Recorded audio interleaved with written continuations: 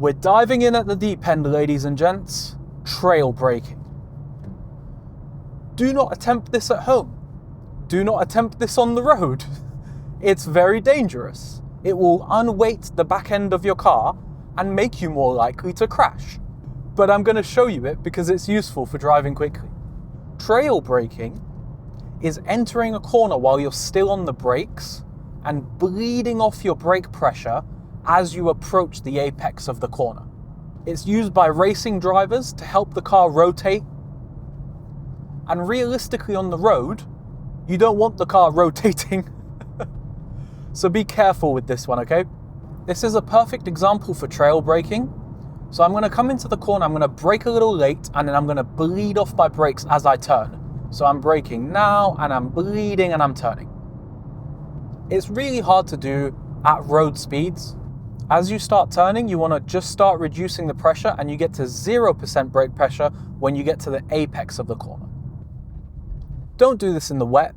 Don't do this with rubbish tires. Don't do this when there's lots of people around. Don't do this if you don't know what you're doing. It will make the back end of your car very flighty. And if you're not used to catching oversteer, you're going to have a bad day. Learning to read corners. When you're coming into a corner, if you look at the two edges of the road, this side and this side, there can be lines, they don't have to be lines. As you come into a corner, those edges will connect together at some point as you look through the corner. That is the vanishing point. If that point is moving away from you, the corner is opening up. If that point is moving towards you, the corner is tightening. So let's take an example. We can see over there where the crest is. Those two lines of the road come together. That's moving towards me now. So that corner's going to be very tight. We come through it now, and the point has moved further away. Now it's getting closer again as we come up to this corner, and now it's moving further away again. If you can understand this one thing, you can drive fast on any road, even if you don't know the road. Because this simple trick will let you read what's coming up. Being able to read a corner on corner entry before you've entered the corner is cheat codes for driving fast. I've got a video about not crashing when driving fast. Watch the video up here. It goes at length about this point because it will really go a long way to making you a better and safer driver, especially if you're like me and you like a little bit of the right foot. My favorite way to do this is with OBD11, who have sponsored this video. OBD11 works with BMW, the Volkswagen Group, including Volkswagen, Audi, Seat, and Skoda, and the Toyota Group, including Lexus. You plug this little guy just down there, and then you can scan your car to see what's wrong with it. And my car does actually have one fault. Now, the thing about OBD11 that's really cool is they have one-click apps for all types of stuff you can code. One of my favorites is the active sound design. You can use this to deactivate the fake engine sound that the car makes. You can also do stuff like permanently open your exhaust valve. So rather than having to go into M1, where I've mapped the exhaust valve to open, you can just have it open all the time.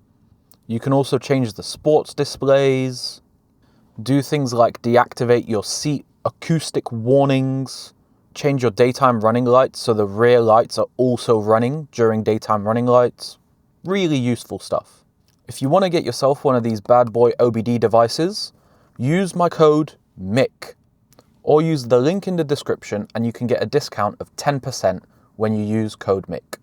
Support the hell out of these guys because they continue to support me to make these videos.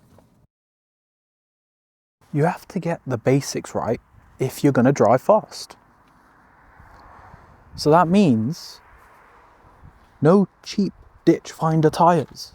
Put some good tires on your car. Put the same tires all the way around the car. Change the oil in your engine. Make sure the coolant is at the right level. Make sure the brake reservoir is full, and put some washer fluid in the car. Like, it's super basic. When it needs a service, go and take it for a service.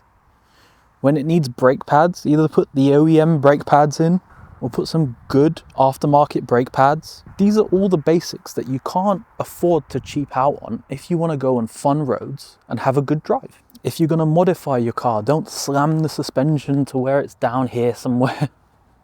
You're going to have no suspension travel. Yes, my car's a little bit high on the stock springs, but that's better than being too low and crashing through every single hole you go through. I've got a whole video about a checklist for maintaining your car. Click up here to watch that video. Understeer is when the front wheels on your car lose grip. When you're turning and your tires do not have enough grip to provide the amount of turning that you're looking for. This can happen for a few reasons. Number one, you've gone too fast into a corner. Number two, you're trying to trail brake and you've overloaded the front tires because you're braking and turning at the same time. Number three, you've got rubbish tires or a mechanical problem, and there's probably number 4, 5, 6, and 7. Understeer can happen in basically any car. It's not exclusive to front-wheel drive cars like people think, but things that make it more likely is having more weight over your front wheels, which is common with front-wheel drive. What you should never do when you get understeer is to just add more steering lock.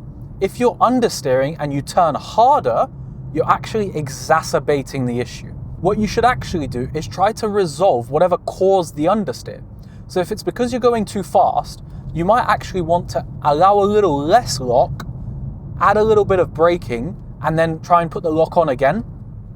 A lot of cars are set up for a natural understeer bias, and they will understeer quite early in an attempt to be safe when driven quickly.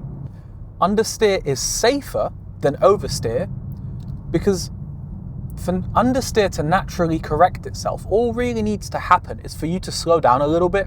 The tires will regrip and you'll get around the corner, you'll be okay. Oversteer, on the other hand, is more dangerous. Things can go worse. Oversteer is when the rear tires on your car lose grip. Once again, there's 100 reasons this can happen. Most commonly, you've got a rear-wheel drive car and you've put in too much acceleration, too much torque, too much power to your wheels and they can't cope. So they spin. But oversteer is inherently more dangerous because once oversteer happens, generally it will not self-correct. You've got to move the steering wheel to catch it. You've got to countersteer into the slide, which for some people who are not used to driving performance cars and not used to driving quickly can feel very unnatural. The best thing to do for learning about oversteer is going to an empty car park in the middle of the night when it's raining in a rear-wheel drive car and just slide it around. You'll learn how the car responds. You'll learn how different things work. And then when it happens for real on the road, you won't be as scared. A level above that is to go out and do a drift day. I'm yet to do one, but I really, really want to. I think it's a thing that will take my driving to the next level. Give me a bit more confidence in sending this car a little bit harder because I'm a bit more confident in what will happen and how to react in different situations when I do lose the rear end. If you're not familiar with how a rear-wheel drive car like this is going to respond, you're going to have a very bad day. Situation is paramount when you're thinking about driving fast. This is not the right situation to drive fast. There's zebra crossings and people that need me to stop.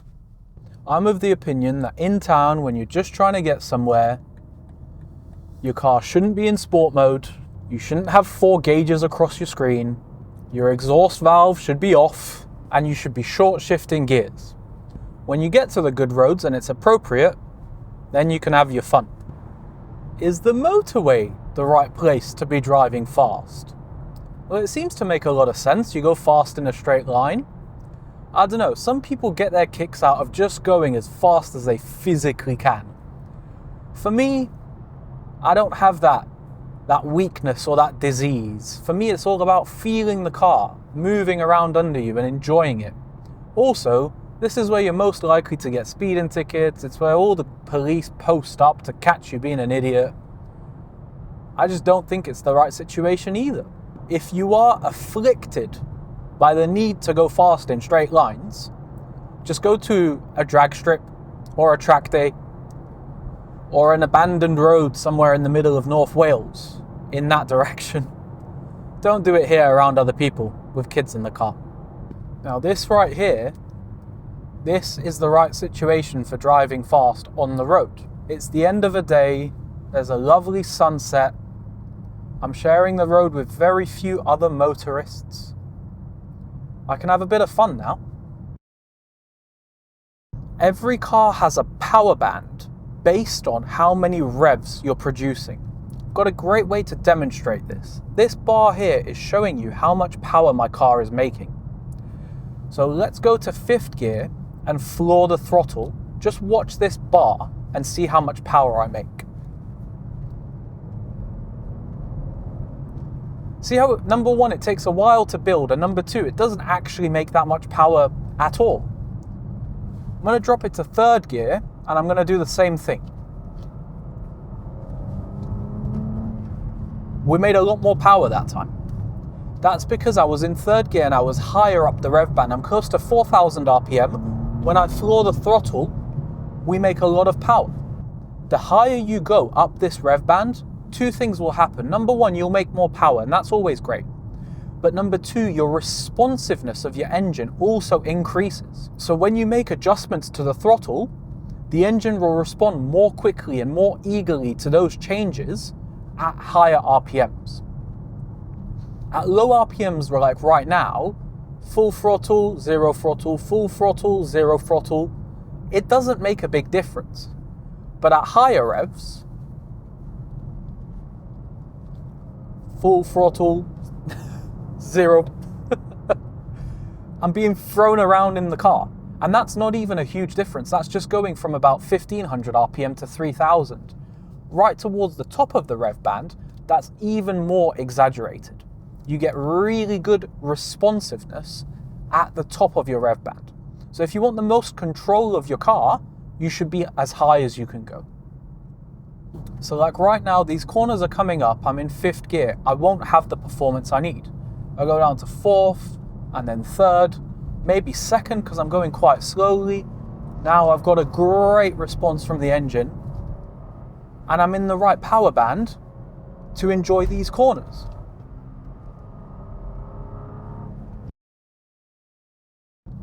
Let's talk a little bit about the racing line. Now we're not racing on the road, nobody should be, it's irresponsible, but a racing line is the smoothest line through a corner. So if we're trying to drive fast and safely and keep it within the limits, then the racing line is the smoothest way through a corner. With a racing line, you want to start as wide in the corner as you can, then you want to cut inside the corner and get as close to the apex as you can before coming out wide again. Within the confines of a lane, especially if you've got a wide car like mine, it's not always possible. When you've got a slightly wider road and you've got a little bit more estate to work with, you can use the racing line to your benefit even more. Anytime we talk about driving fast, our goal should always be smoothness. We have to talk about finesse. You have to be delicate on all the controls, the brake, the throttle and the steering, and the clutch and the gearbox. Think about what the car wants and how to make it through in the safest, smoothest way possible while doing the speed that you want to do.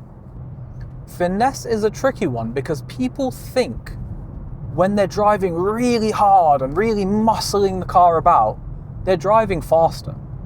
But they're really not. What they're doing is overdriving the car. When you come to a corner, you don't need to muscle the car in with a big steering input. Just let it flow.